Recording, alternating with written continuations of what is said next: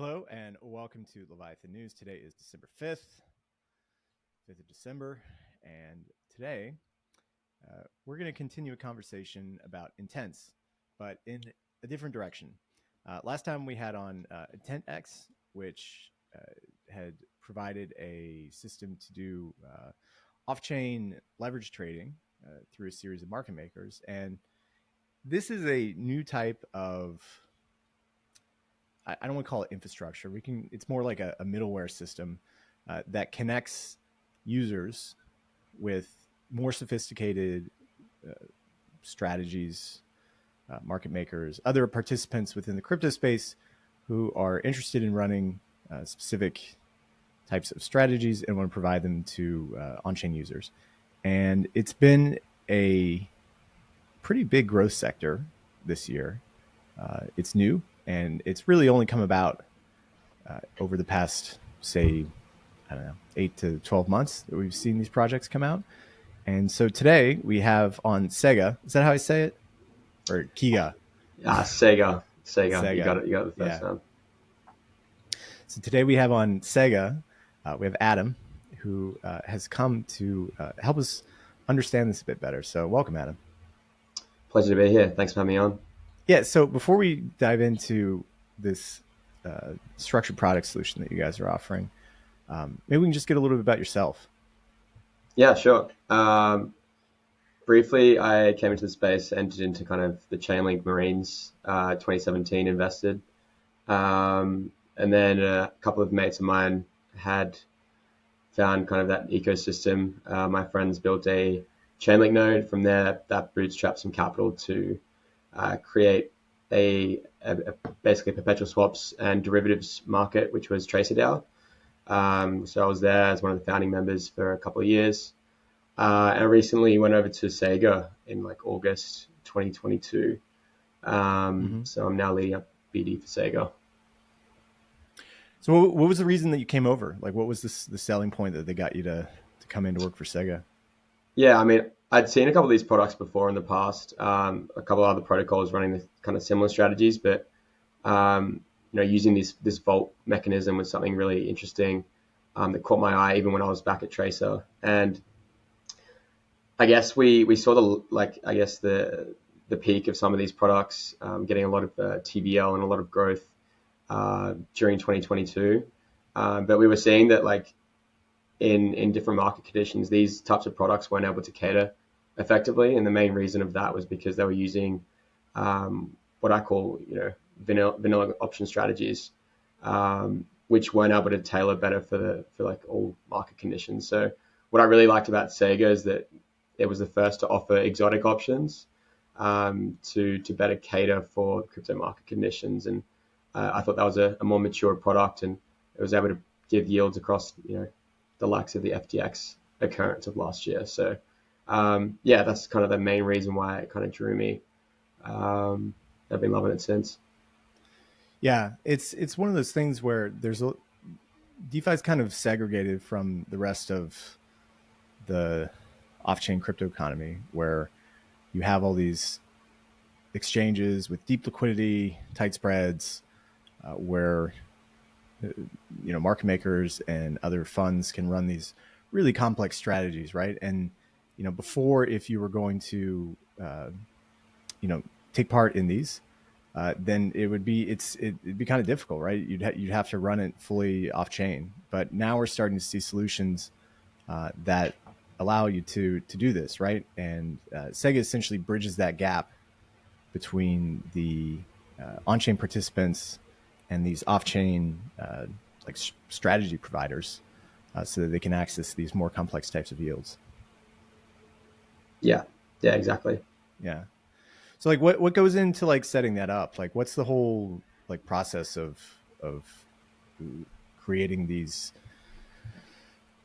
agreements, I guess? Because if you have like on-chain participants, how can they be ensured that the funds that they're locking up in a vault are like not being misused and being allocated into the actual strategies that are being advertised?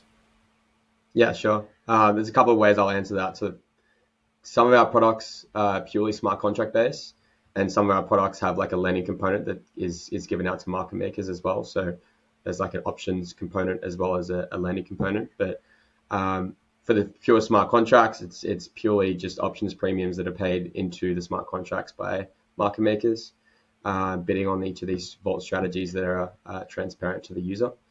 In addition, the bond plus option products, as I mentioned, have that lending component, and now the capital that's put into the smart contract is then lent out to these market makers for the duration of the tenure. And then the principal, as well as the interest, as well as the options premium, are paid back to the user. Now, we use something in traditional finance that I don't think a lot of DeFi protocols use, something called an ISDA, which is a master agreement. It's used in traditional finance. It usually take sometimes years to kind of broker, but we've been working with all the market makers that we've been onboarding, ensuring they are all under ISDA agreements and ensuring that they're going to be paying what they're going to be bidding on. So, for instance, the strength of an ISDA can be defined as the fact that we had Alameda as one of our market makers last year, and during the FTX crash, we actually had 15 million was lent out to Alameda out of a 45 million TVL. So a bit of danger zone for us, but we basically pushed on them. We were able to kind of continue to say, hey, look, we've got this ISDA. Is this going to be prioritized? And we were paid back in full. So I guess it just goes to show the strength of having, I guess, more traditional security mechanisms in place. And that's how we've been able to, I guess, ensure the security for our users, as well as obviously the smart contract audits that we have via the normal vendors. So you guys were on Solana then? Yes, we were on Solana. So we were built on Solana first in June last year. We hit 45 mil TVL in like 3 months, and then FTX hit. Second order effects, most of the, I guess, liquidity providers and funds and users were taking in L's. So we had to ensure that we could move to somewhere that we could still attract TVL, and that's when we bridged to Ethereum in like February, March this year. Yeah. Got SBF'd. SBF'd indeed. I mean, so what happened to that 15 million? Are you guys in the bankruptcy proceedings then?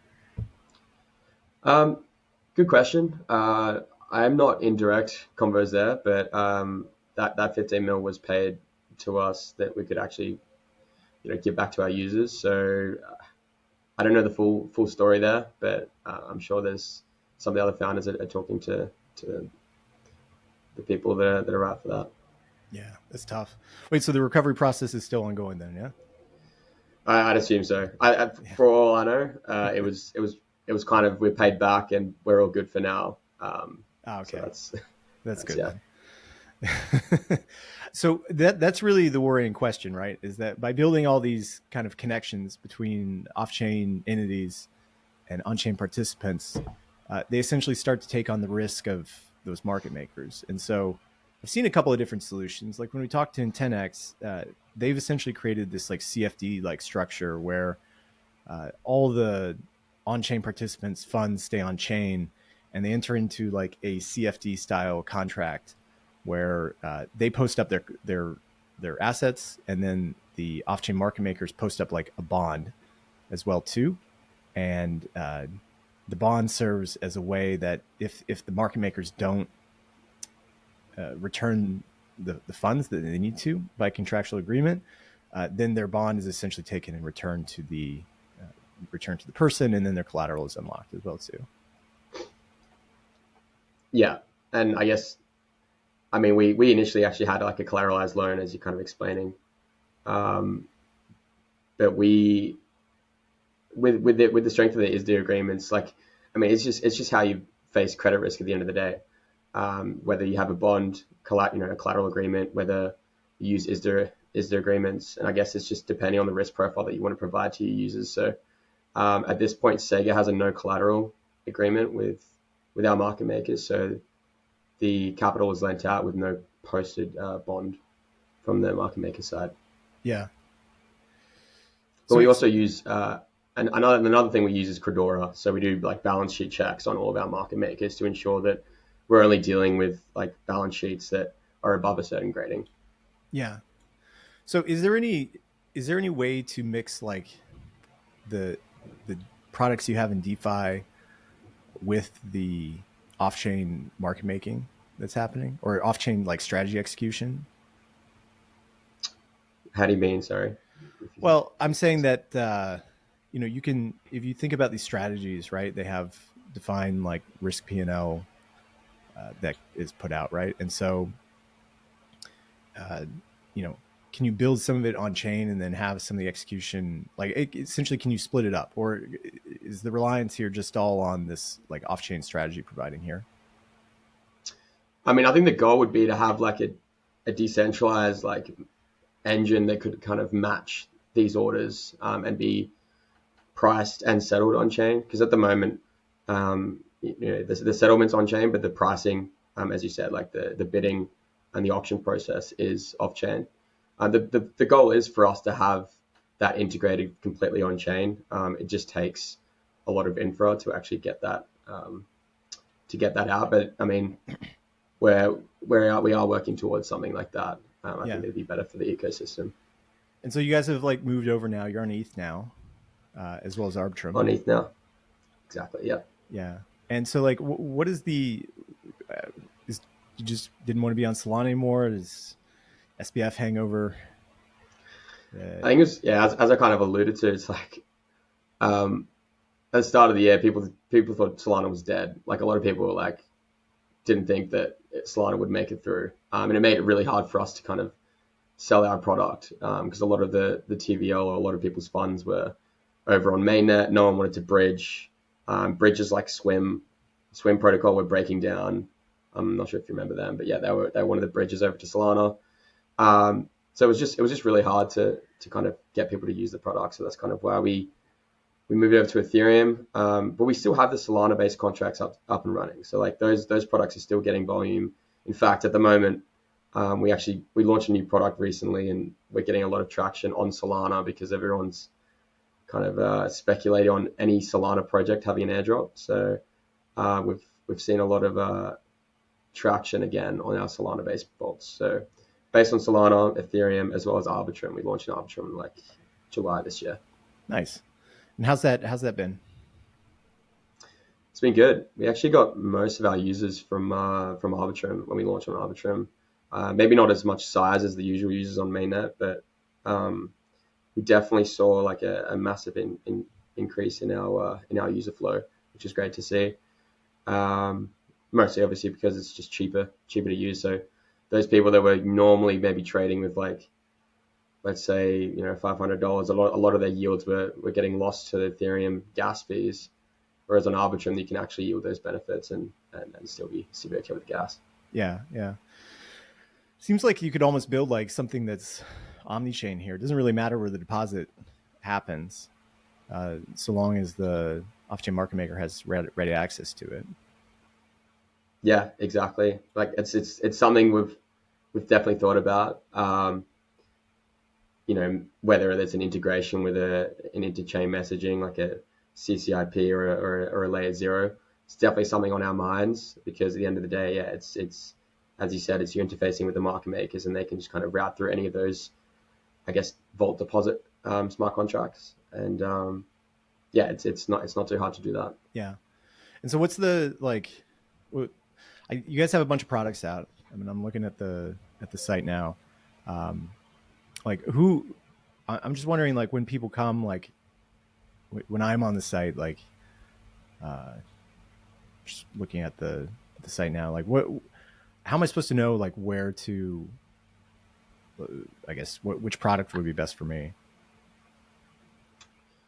The first thing I do is look through each of the actual product strategies. So there's on each, like near the top of the web page, you can actually dive into each of the strategies and actually have a look at what each one entails. Mm-hmm. We don't yet have like a comparison, like maybe we need to create a UI that's like a direct comparison for each of the products. But if you click into each one, it kind of gives you the APY, gives you the risks involved.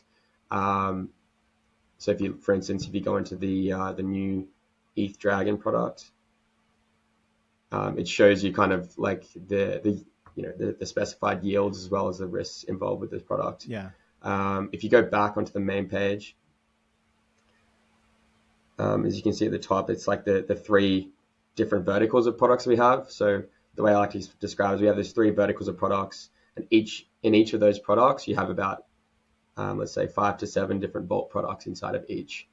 And each are facilitating a different risk versus reward return for the user. Yeah, I mean, that's what I was just kind of saying earlier before the call, is like when I look at these, it's just a little unclear from first glance, like what each of them does. Like if I'm new coming to the site, to Cega, right? Like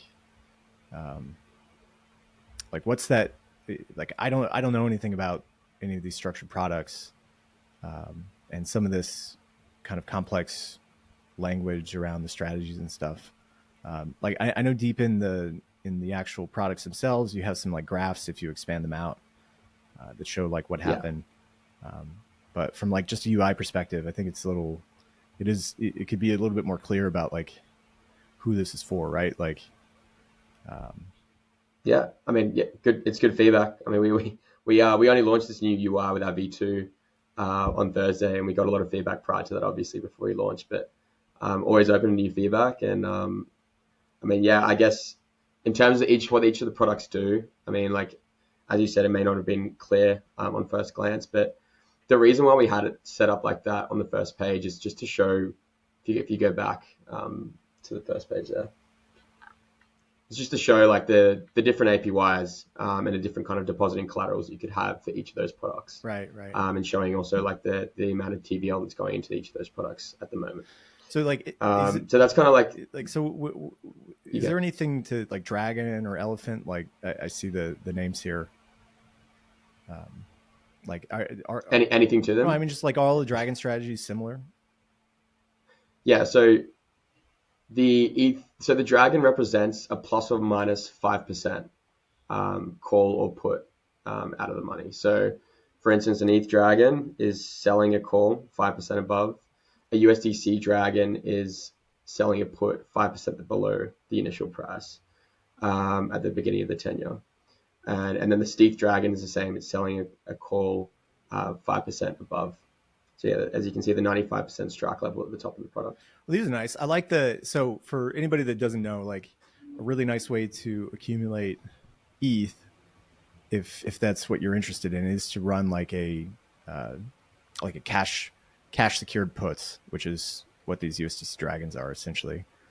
Essentially, it's selling you're like in cash in USDC here, and then you're selling a put. You said 5% below market, and if the price dips below where you enter at, then at the end of the term, because I think you guys use like a European option structure, right? We do. Yeah. So at the end of the 27 days, which is the length of the trade here, if it's below that 5% mark, then you get swapped into ETH, right?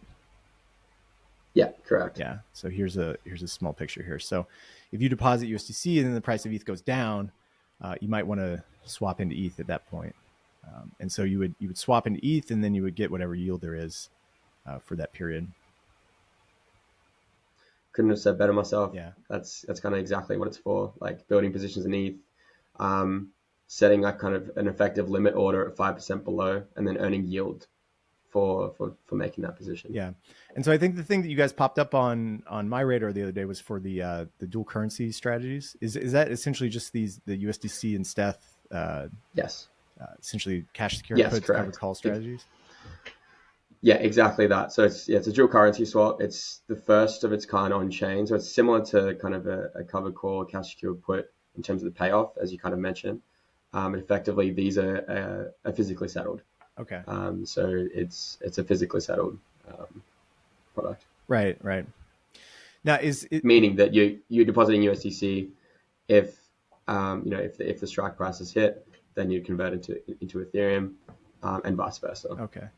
Is there any sort of like collars that are going to come? So if I have ETH and we've run up to $10,000 and I want to throw a collar on, yeah, there's definitely there's a lot of like ideas that are throwing around at the moment, especially with our new V2 that we've just launched alongside these new dual currency swap vaults. Effectively, there's a lot of new collaterals that we can use. So maybe it's a another LST we're using as collateral instead of Lido's staked ETH. There's other types of like exotic option structure products that we're looking into at the moment. So there's a lot we can actually do, and this V2 allows us to move quicker, and allows us to kind of whip up new products within a 2-week turnaround. So at the moment, the prioritization is going on kind of the demand, and if we're seeing demand for collars, then it's something we can definitely build. So it's just more kind of scoping out where it makes sense in terms of prioritizing. Right. And how many off-chain like strategy executors do you have, or market makers do you have? We have about 10 at the moment. We've in the process of onboarding a few more as well, all under the ISDA agreements as well. And so like that's what actually makes it competitive. I mean, it turns it into like a payment for order flow system. Again, like coming back to the intents, right? Like I don't know if you've read much up on intents, but on a high level, yeah. So essentially, like an intent has like two parts. So you have like the intent of the user, where they want to get this yield, right? And they want to get a certain strategy or execution handled. And they set constraints on what the executor can do. And then you have a group of executors on your side who are coming in and essentially bidding for that trade right there. Yeah, it works in a kind of a similar function, I guess, to that model. Yeah, it's like the users are wanting this product and this strategy, and then the other side we got the market makers that are kind of executing that for them. Yeah, it's interesting how the Robinhood style payment for order flow system has just proliferated so much over the past few years, right? Where the idea of execution is no longer just, hey, I'm going to do this manually. It's let me just broadcast the trade that I want to do, and then let's see if somebody wants to fill it, and they'll compete for that spread, right? Yeah, exactly. It makes it more competitive as well. Yeah, it does. So is there any way to see that competition? Like, is the bidding process transparent? Bidding process is blind auctions. We only do that because we don't want market makers colluding, because that's the worst thing that could happen for our users. So we do try and keep it exclusively a blind auction, so that, like, I guess other market makers can't collude on their same vaults. That's more just a security measure for protecting our users and the yields they're receiving. Right. And like, what's the long term? But at the end of the day, those prices are then, I guess, displayed on the trade day. So after the trade day, you've then got the prices that are then exposed on the front end. And so what's like the long-term idea here is just to keep on adding strategies and keep on onboarding more executors into the system? Yeah, good question. I think it's a mix of like trying to ensure that we're keeping on providing like the best markets and products for our users across, these different market conditions, especially, the drastic changes that we've experienced over the past year and a half now that Cega's been live.